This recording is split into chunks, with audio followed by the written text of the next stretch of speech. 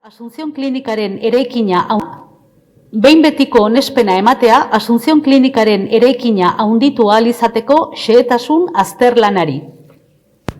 Bai, Egoitz. Bai, Asunción Klinikako xehetasun azterketa hitz egiten ari gara. Xehetasun azterketa batek beste edozein instrumentu urbanistiko tramitatzen den bezala arrazoi batzuk izaten ditu eta aurrekari batzuk izaten ditu. Eta kasu honetan ere iruditzen zait komenigarria dela aurrekariak eta zergaitiak aipatzea. Gaia da Asunción Klinikak udaletxean proiektuen obra bat aurkeztu zuela, baino udaletxearen erantzunik jaso gabe, hau da, oraindik lizentziarik ez zuenean obrak abian jarri zituen. Udaletxe honek obra horien berri izan zuenean, berehalako erabaki hartu zuen obra guztiak martxan zauden obra guztiak geratzarenak. Eta hortik aurrea, espediente honek nolabait ere zati edo arlo ezberdinak izan ditu. Aurreneko fasea esan genezake, edo fase bat, zigor espedientea dela. Zigor espedientea berehala martxan jarri genuen, eta une honetan bere prozedimentu administratiboa jarraitzen da, eta zalantzarik gabe bere bukera izango du. Eta bestetikan, obrei dagokienez, legeak ala aurre ikusten duelako nolabait ere bere iztuko nituke bi obra fase. Batetikan, esate baterako, eraikinaren barruan dauden oasitako obren inguruan, hor legeak horrela aurre ikusten duelako legalizazio proiektu bat eskatu genien, ben legalizazio proiektu aurkeztu zutenean, konprobatu zenean zuzena zela teknikoek aldeko txostena egin zuten, eta eraikinaren barreko obrek jarraipena izan dute. Beste kontu ezberdina da, nolabait ere esateko gaur egungo eraikinaren kanpoko obrak eta handitze obrak. Hor dagokoinez, aurreneko momentu batean obrak nola hasita zauden segurtasun arazo bat antzeman genuen, berehala esan genien aditu bat kontratatzeko segurtasunean, aditu hori udaletxeko teknikariekin harremanetan jarrita zehaztu ziren segurtasuna bermatzeko beharrezkoak ziren neurriak hartzeko eta hor gelditzeko.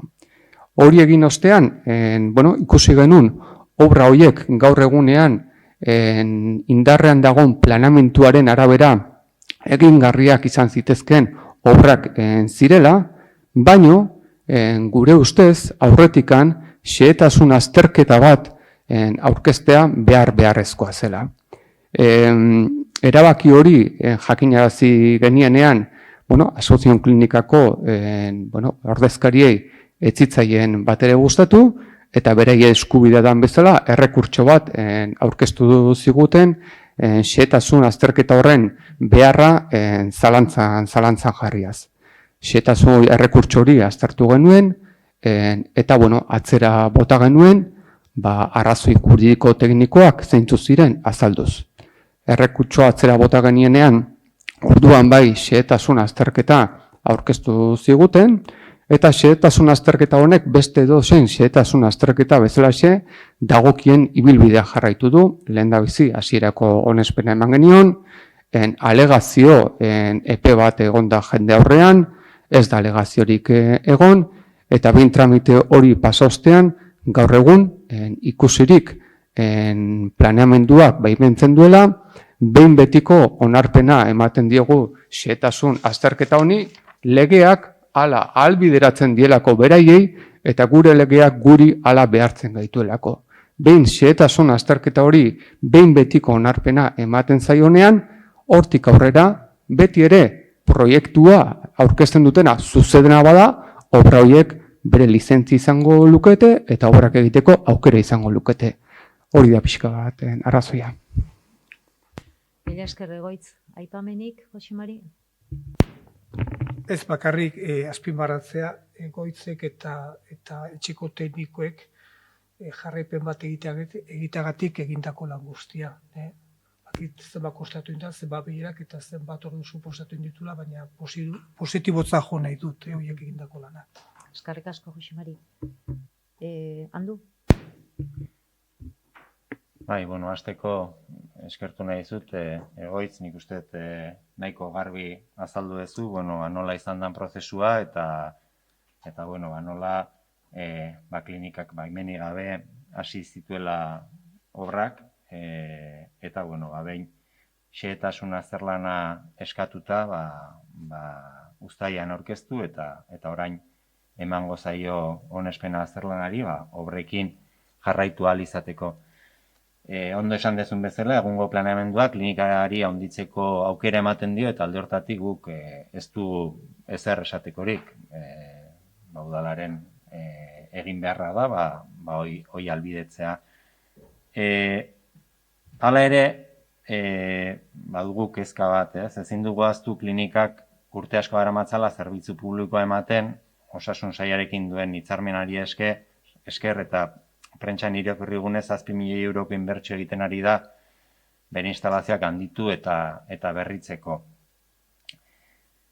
Ospitale berriaren proiektua mahai gainean dagoen honetan, jakin nahi genuke zer gertatuko den klinikarekin, zerbitzu publikoa eskaintzen jarraituko ote duen, zentro soziosanitario izango ote den, klinika pribatu bezala emango ote ditun bere zerbitzuak. Enpresa batek ez du horrelako inbertsio bat egiten bere etorkizuna zein izango den jakin gabe. Eta guk ez diogu eskatuko klinikari bere asmoak zein diren azaltzeko, baina administrazioak pentsatzen dut ideiaren bat izango duela dagoeneko, eta nik uste bai emango beharko ligukela asmo hieren berri.